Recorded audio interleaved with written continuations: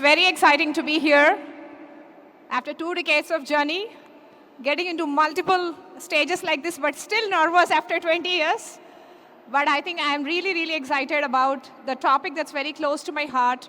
After spending 2 decades, I'm coming here talking about leadership in crisis because every time there is crisis, I am going to, can I get the clicker?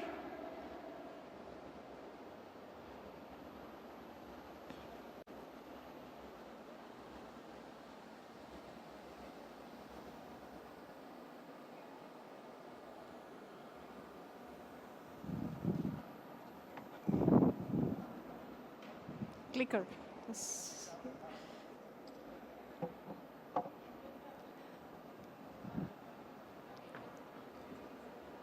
I'm not with me. I'm so sorry. Sorry about that. So leadership in crisis. Before I even get into that, let's understand and break this down. What does it mean to me? What does it mean to all of you? What doesn't break you makes you stronger, right? Every time when there is a crisis, it scares me.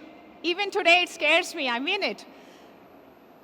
Every time, there's 10 times. Like I keep hearing this from my mentor that do it 10 times, you will succeed 11th time.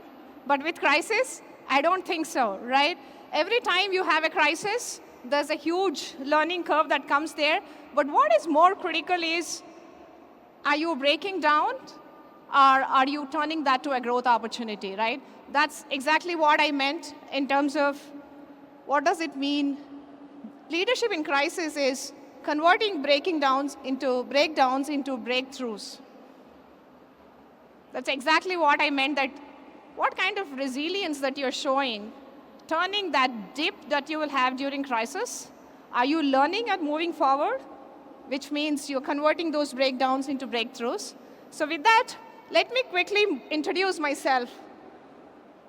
I have 20 years of experience, started as an engineer, lead manager. Today I work as Director of Product Development at Intuit and lead a couple of capabilities for one of the key business unit, go-to-market tech. And you all understand that in the marketing space, we are innovating every single day. And some of the capabilities that I lead today, including content management, customer communication, which are the key capabilities for the marketing, we innovate every single day. And the piece of innovation that we're talking about is every day we're making decisions, every day we're moving fast. And with that, the velocity, speed, quality is at the heart of it, right? So with that, when you are innovating at that pace, crisis is inevitable, right? Crises do happen and crisis situations do happen. So how is this crisis situation and innovation situations meeting this resiliency, and how you are having your strategy come together for your teams and for the organization to move forward when you're in that situation, right? And in my space, go-to-market tech, right? The content management space, both from content generation, content moderation that we're talking about, so key for the marketing technologies and marketing capabilities that we leverage for Intuit. It is very important that we either innovate at the pace or you're disrupted, right? So that's where I want to emphasize that crises do happen given the environment that we operate at. And with that, I want to take you through a story which is very, very recent, right? Number of crisis situations. The more you get into that ambiguous uncertainty, crisis situations, you will learn and move faster. And in the last few weeks, there was an incident with my team. This started like this, right? It started with at a phone call from my leader, talking about, hey, are you aware that there is an overage of one of the vendor bills, which is very, very huge, and the impact of that is in millions, right? All that I knew at that point of time when I've got to speak to my boss is the bill overage, which is 7 times, and the impact is very huge, and there is a mounting pressure about it, right? And immediately, I think, with that limited information, all that I could do is adapt to the situations very quickly. what could I do at that point of time with the information that I already have, right? I only know that, hey, there is a problem at hand, but the impact is very huge. So it's very important to understand that what are the immediate steps, adapting to that situation. All that I had to do is pull the right teams together and ask the right questions, right? I had to build in my platform. I had to understand the upstream platform teams who can come together. And then, of course, because it's about to do the contract with the vendor, with the billing, we have multiple vendor integrations, so there are teams who take care of those, and had to pull in the finance procurement team. So that's all we could do at that point of time. So adapting very quickly to the situation, pulling the right teams together as an accountable leader, making sure that there is a set focus, alignment, very clear understanding of the outcomes that each of these teams are looking at. And that's where the ownership and the initiative comes in, right? The moment you ask the right questions, you're moving towards the direction of, hey, I have more information now, what could I do as next steps? But I have two goals at hand. I have to ensure that this incident is not an ongoing incident, I'm stopping that, the impact, knowing the impact. The next step is, what is the short term that you would do to make sure that it doesn't reoccur? And also learn through the journey and say that the long-term preventive actions.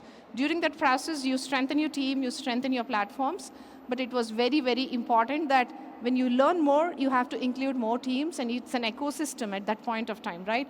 So we've learned that when we analyze, my platform team analyzed the traffic, we did that there are bad actors who are trying to pump the traffic, right? And it's like 300x of the traffic that we usually expect for some of the countries, for some of our platforms. And it was very important for us to ensure that there are fraud and safety teams, there are risk policy teams that we partnered with to ensure that we have right understanding and data to move forward and put in the right actions in the short term, right? To just summarize, in this incident, if you observe that I started with, I got a call and I started with, hey, I know nothing about it.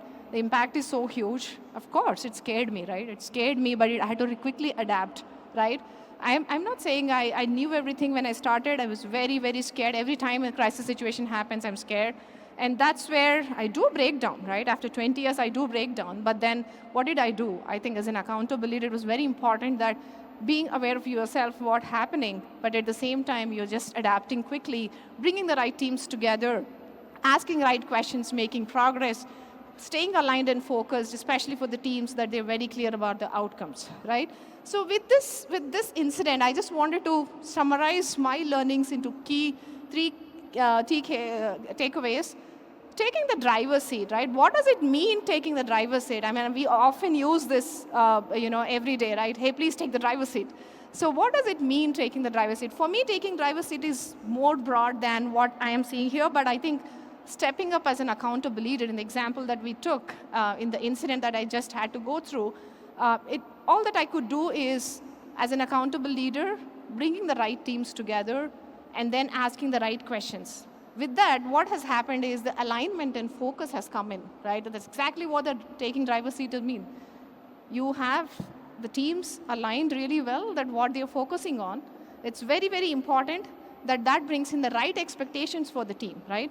When this level of impact is happening at an org level, at a team level, it's very important that you maintain that visibility and transparency to your leadership, that what is happening. They have to be informed about what's happening with the incident, how are we making progress about it, and so on.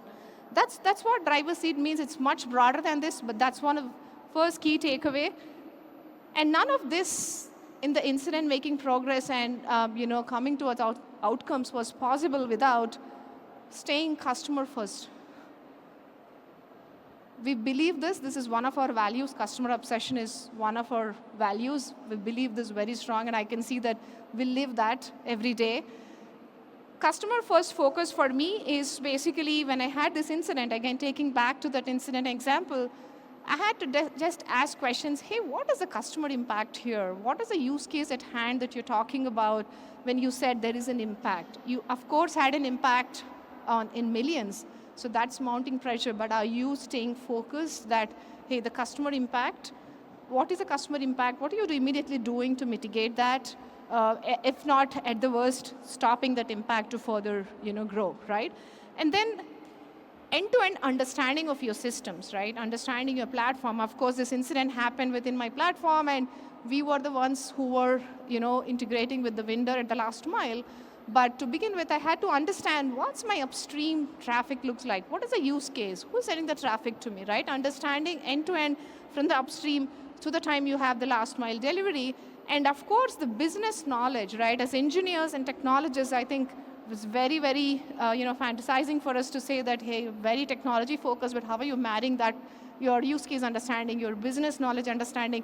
That's exactly what you will ask the right questions to say, what does it mean to my customer when you say the bill was 7 times, right? Of course, it's impactful for you as an organization, but from the customer standpoint, did you really understand end-to-end that what is that it mean to the customer? So end-to-end business knowledge, staying customer focused, more than that, understanding your platform, having the depth of understanding of your platforms is very, very key. Last but very, very important, right? During this mounting pressures, you have teams across levels, teams, domain teams, business teams, there are finance teams, and your own platform teams.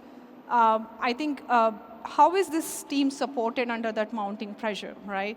Every leadership have their style and how to kind of lead and ensure that the teams are making progress.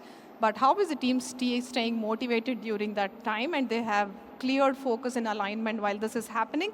I think the empathy in leadership, for me, it's very close to my heart.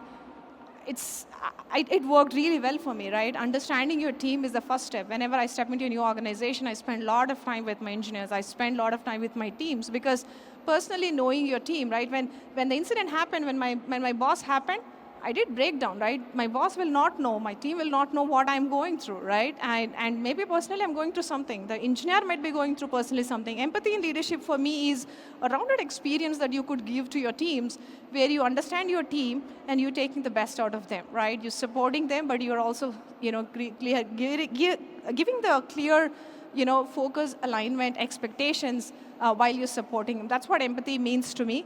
And I think most importantly, when you're going through all of these, I think feedback loops are very important, right? That's what the team confidence comes from. You need to ensure that you celebrate the small wins during this incident. The incident that goes for days, hours, there are incidents that goes for months. The incident I'm talking about is still ongoing in terms of the long-term action, right? Staying focused there, but also turning that into confidence by celebrating, hey, we are making progress. We've, at every step, celebrating and providing feedback loops.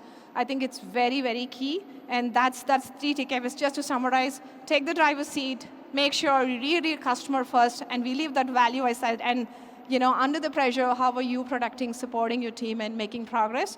And I started with this resilience, right? I mean, this is one of the things that's again very, very close to me. I have gone through a lot of uncertain situations in the last two decades of my journey, but one thing that I felt helped me significantly is staying resilient for yourself, showing that resiliency during crisis situations. How are you turning that resilience, the crisis situation when you have a dip, how are you turning that into a growth catalyst for yourself and your teams and the organization, right? I think that's what I would leave with, the resilience as a growth catalyst. And thank you again. And I'm looking forward to bounce thoughts when we all meet at the booth. So we have the booths here and looking forward to connect with all of you. Have a great day. Thank you so much.